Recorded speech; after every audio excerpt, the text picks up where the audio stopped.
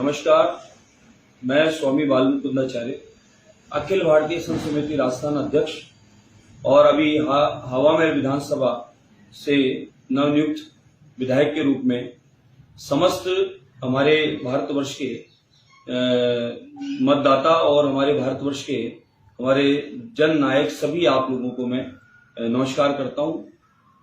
कल एक video viral हुआ मेरा, जिसमें अधिकारियों से मैं बात कर रहा हूं।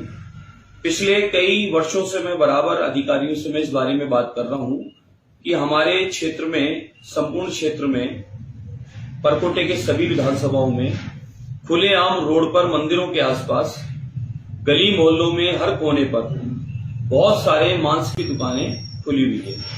और मांस की दुकानें खुली है।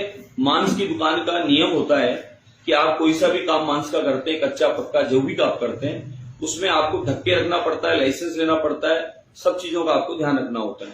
लेकिन मैंने ये अनुभव किया कि मैंने शिकायतें कई बार कई जगह की है और कई संस्थानों के, संगठनों के, माताओं बहनों के मेरे पास में शिकायतें लगातार आई है कि साहब हमारे क्षेत्र में खुलेआम हर कोने पर मांस की दुकान खुली हुई है। कोई बिरयानी के नाम से है, कोई चिकन सेंटर के नाम से, कोई किस नाम से है। सबका अपना काम आप करें, उसके नियम है, नियम के अनुरूप करें। आप लाइसेंस लेके करें, उसको ढक के काम करने का नियम है, आप ओपन में नहीं कर सकते। इसका कई बार निवेदन किया अधिकारियों को। कल मैंने अधिकारियों को सुबह से फोन करना चालू किया, बहुत सारे लोग आए हुए थे कि साहब इस क्षेत्र में ऐसे ऐसे हो रहा है, हमारे गोविंद जी के मार्ग में हो रहा है, हमारे ताड़केश्वर जी के मार्ग में हो रहा है, हमारे हनुमान जी के मंदिर के मार्ग में हो रहा है, हमारे गली के अंदर हो रहा है, गली के बाहर हो रहा है। हर जगह लगभग हजारों की संख्या में मांस की दुकानें खुली है। कोई दिक्कत नहीं, खुली है, खोले, जिसको खाना है वो खाएगा, जिसको बेचना बेचेगा। मेरा इतना सा निवेदन था कि इनको आप चेक करें, नियम अनुरूप काम करें, और जो नियम से नहीं है उनको आप बंद कर दें, और नियम जब लागू हो जाए तो वो खोले, हमें कोई आपत्ति नहीं है। और उन्होंने, अधिकारियों ने संतोषजनक जवाब न देते हुए कहा ये उनका काम है, ये उनका काम है, ये उनका काम है। एक मौके पे अधिकारी 3 घंटे बाद आए टीम लेके, तो मैंने कहा साहब आपने कहा कि ये बिल्कुल नियम से चल रहा है, तो आप मौके पे चलिए। मौके पे हम गए, उन्होंने 10-12 दुकान को पूछा, एक को भी लाइसेंस नहीं था। अधिकारी गए तो वो छोड़ के भाग गए, दुकान को शटर मार दिया, चले गए। और उस बात को इस तरीके से माहौल बनाया गया कि जैसे मैं किसी के खिलाफ हूं। मैंने सिर्फ इतना सा निवेदन किया कि ये जो दुकानें चल रही है, आप खुद मौके पे जाके, कोई भी व्यक्ति अगर लगता है मैं झूठ बोलता हूं, तो आप मौके पे जाके देख सकते हैं, पूरे परकोटे में घूम सकते हैं। परकोटे में इतने सारे मंदिर हैं, उनमें लोगों का आवागमन है। परकोटे में टूरिस्ट आता है, उनका आवागमन है। हमारी क्या छवि जाती होगी, क्या फोटो खींच के वो भेजते होंगे, ये चिंता का विषय है। तो इसलिए मैंने निवेदन किया, खाली इनको देखें आप। और वो नालों पे, गंदगी पे भी वो काम कर रहे हैं, तो बीमारी का काम भी हो रहा है।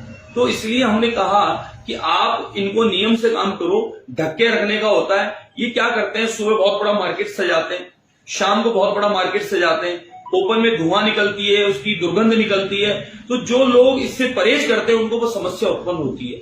तो हमने तो सिर्फ निवेदन किया। अब बोले आप ऊंचा, अरे साहब मेरा गला बैठा हुआ है, मेरी आवाज अभी खराब है, चुनाव के बाद कुछ जुकाम का, ठंड का असर है, इसलिए मैंने ऐसा बोला। दूसरा, वो माताएं मैंने जो उपस्थित है, जो लोग शिकायत लाए, वो कहते हैं अधिकारी सुनते नहीं हमारी। तो हमने अधिकारी को ये कहा कि साहब शाम तक कम से कम आप इसको रिपोर्ट तो देवें, कंफर्म तो करें। मैं शिकायतकर्ता के रूप में बोल रहा हूं, मैं एक शिकायत करता हूं, आम नागरिक के रूप में बोल रहा हूं कि आप आम नागरिक होने के नाते, आपका डिपार्टमेंट है, अधिकारी हो आप इस डिपार्टमेंट का काम देखते हो, सब आपको मैं निवेदन करता हूं कि आप इसकी जांच करें।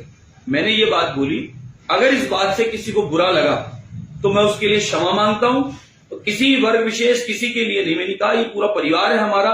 हम आदरणीय प्रधानमंत्री नरेंद्र मोदी जी के विजन को लेकर काम कर रहे हैं। हम लोग सबका साथ चाहते हैं, सबका विश्वास जीतना चाहते हैं, और सामूहिक रूप से भाजपा परिवार सबका विकास चाहती है। तो हम लोग, पूरा परिवार है ये हमारा। इस पूरे परिवार के लिए हितकारी सोच चाहिए, और इस समस्या को मौके पर देखा गया, तभी बोला।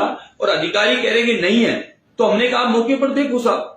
तो इस बात को फिर भी किसी को बुरा लगाओ तो मैं क्षमा मांगता हूं, सार्वजनिक रूप से क्षमा मांगता हूं, किसी को बुरा लगाओ तो।